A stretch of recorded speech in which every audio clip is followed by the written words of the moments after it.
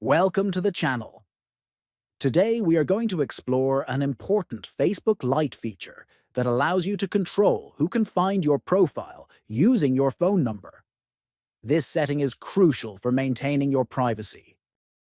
First, open the Facebook Lite app on your phone. Next, look at the top right and tap on the three horizontal lines. Then scroll down until you find the option called Settings and Privacy. Tap on it to open more options. After that, select Settings. After that, scroll down until you see the section called How People Find and Contact You. Tap on it. Next, select People with your phone number.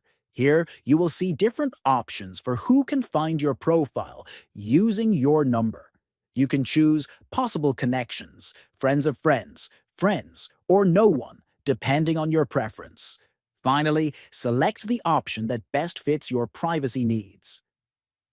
Then click on Save button. This will immediately update your account settings and control who can discover you through your phone number.